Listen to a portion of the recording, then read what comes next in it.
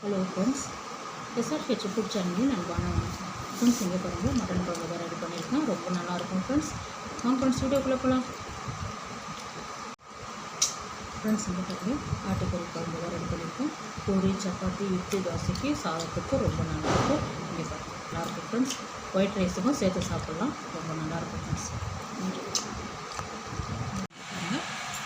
சாதத்துக்கு தான் இந்த குழம்பு ரெடி பண்ணியிருக்கேன். சாதத்துக்கு மட்டன் குழம்பு ரெடி பண்ணியிருக்கேன். ரொம்ப நல்லாயிருக்கும் ஃப்ரெண்ட்ஸ். அண்ணி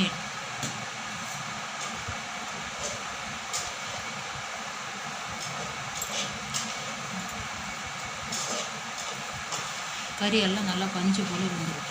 சூப்பராக இருக்கும் சாப்பிட்றதுக்கு.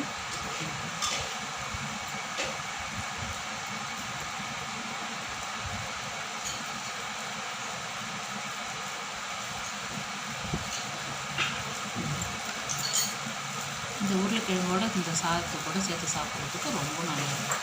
மட்டன்னாலே உருளைக்கிழங்கு பீஸ் தொட்டுக்கா தான் நல்லாயிருக்கும்.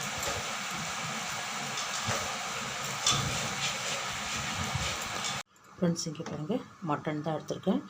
750 3/4 கிலோ மட்டன் ஃப்ரெண்ட்ஸ். இது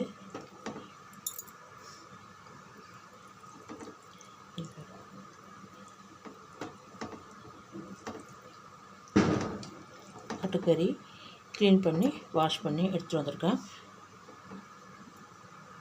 இதை அப்படியே குக்கரில் சேர்த்துடலாம்.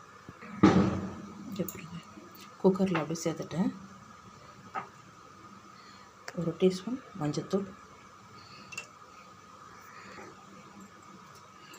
2 பச்சை மிளகாய், உருளைக்கிழங்கு தோல் நீக்கி வாஷ் பண்ணி வச்சுருக்கேன், ஒரு டம்ளர் தண்ணி. இந்த கறி முழுகிற அளவுக்கு வச்சா போதும். இங்கே பாருங்கள், மட்டனுக்கு மட்டும் கல் உப்பு சேருங்க. இங்கே பாருங்கள் ஒரு பிரியாணி இலை. இதை நல்லா கலந்து விட்டுடுங்க.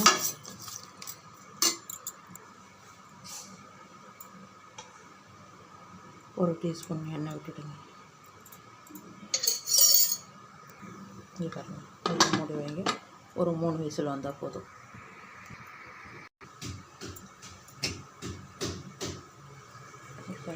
ஒரு டீஸ்பூன் கசகசா, 11 முந்திரி தண்ணியில் ஒரு 10 நிமிஷம் நல்லா ஊறட்டும். இங்கே பாருங்கள் ஒரு 7 ஏலக்காய், 5 டீஸ்பூன் சோம்பு, ஜீரகம் 2 டீஸ்பூன், வெந்தயம் 2 இருக்குது, எடுத்துடலாம். இங்கே பாருங்கள் 3 டீஸ்பூன் ஜீரகம். அஞ்சரைப்பட்டியில் இருக்கவ வெந்தயம் வந்து கலந்துட்டுருக்கு, எடுத்துட்டேன். இதில் 1 டீஸ்பூன், 2 டீஸ்பூன். இதை ஃபஸ்ட்டு நல்லா பொடிச்சிட்டு அதுக்கப்புறம் கசகசா முந்திரியையும் சேர்த்து அரைச்சிக்கலாம். இது பாருங்கள், நம்ம ஊற வச்சுருக்க கசகசா முந்திரி எல்லாமே சேர்த்து நல்லா நைஸாக அரைச்சிடலாம். இங்கே பாருங்கள் நல்லா நைஸாக அரைச்சிருக்கேன். ஃப்ரெண்ட்ஸ், இங்கே பாருங்கள் மட்டன் நல்லா வெந்துடுது. இந்த உருளைக்கிழங்கு 4 பீஸாக போட்டுடலாம். குழம்பு கரண்டியால் 5 கரண்டி எண்ணெய் விட்டுருக்கேன்.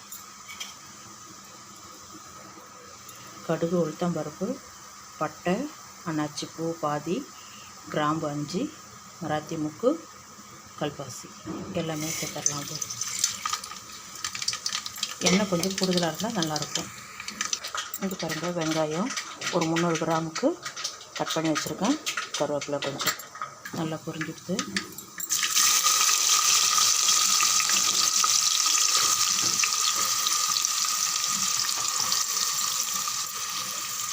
நல்லா ஒரு கை பிடிச்சி கருவேப்பிலை. வெங்காயம் பாதி அளவுக்கு வதங்கினா போதும்.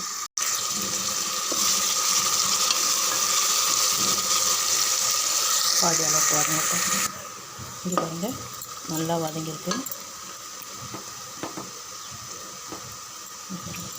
10 டீஸ்பூனுக்கு இருக்கும் இஞ்சி பூண்டு பேஸ்ட்டு. 3/4 கிலோக்கு கூட தான் இருக்குது, ஆனால் நிறையாவே சேர்ந்து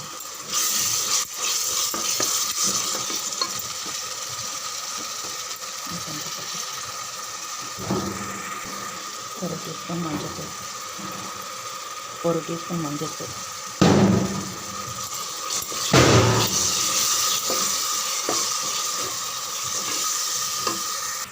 அப்புறம் 4 தக்காளி, இதுவும் சேர்த்து நல்லா வதங்கட்டும்.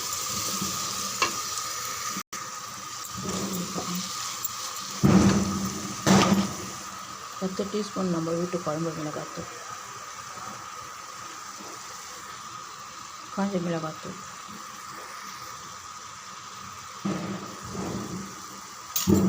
மிளகு வேறு சேர்த்துருக்கோம், காரம் பார்த்து சேர்த்துக்கோங்க. நல்லா கலந்து விடுங்க. இங்கே பாருங்கள், மசாலா நல்லா செவந்து வதங்கியிருக்கு. அடுப்பு சிம்மில் வச்சுருங்க. நம்ம அரைச்சிருக்க பேஸ்ட்டு எல்லாமே அப்படியே சேர்த்துருங்க.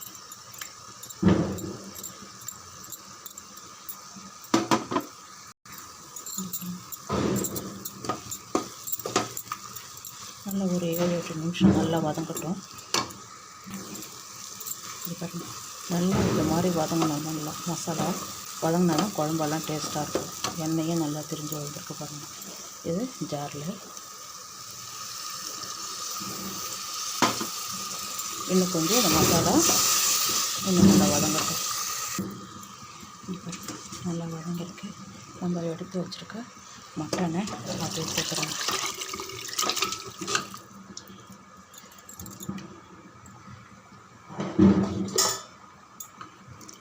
இது நல்லா கலந்து விடுங்க.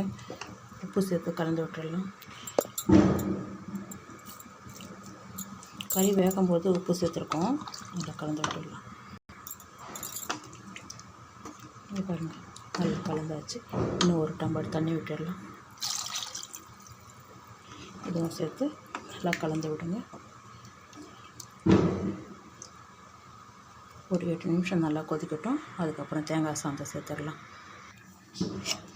பாருங்கள், உருளைக்கிழங்கு வேக வச்ச உருளைக்கிழங்கு அப்படியே கட் பண்ணியிருக்கேன். அப்படியே சேர்த்துடலாம். சேர்த்துட்டு கலந்துட்டு மூடிடலாம்.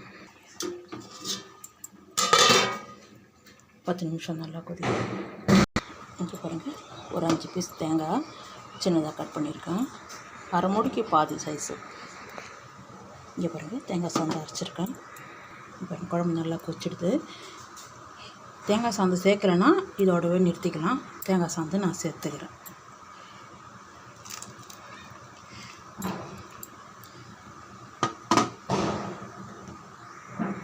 இங்கே பாருங்கள்,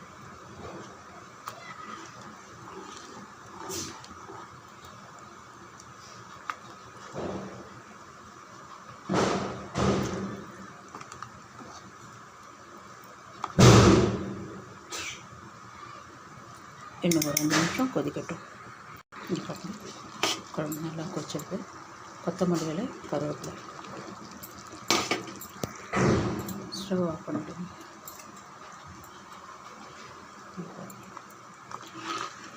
சூடு ஆறுனதுக்கப்புறம் நல்லா திக்காகிடும். இங்கே பாருங்கள், நல்லா இட்லி, ஒயிட் ரைஸுக்கு எல்லாம் சூப்பராக இருக்கும். பிரியாணிக்கெல்லாம் சேர்த்து சாப்பிட்றதுக்கு ரொம்ப நல்லாயிருக்கும். சாப்பிட போகலாம். சூப்பரான மட்டன் குழம்பு, நல்லா ருசியாகவும் இருக்கும். ஃப்ரெண்ட்ஸ், இங்கே பாருங்கள், மட்டன் குழம்பு தான் ரெடி பண்ணியிருக்கோம். ரொம்ப நல்லாயிருக்கும். ஃப்ரெண்ட்ஸ், இந்த வீடியோ பிடிச்சிருந்தா லைக் பண்ணுங்கள், ஷேர் பண்ணுங்கள், கமெண்ட் பண்ணுங்கள். மறக்காம நம்ம சப்ஸ்கிரைப் பண்ணுங்கள். அப்படியே பக்கத்தில் இருக்க பெல் ஐகான் கிளிக் பண்ணுங்கள். Thank you friends.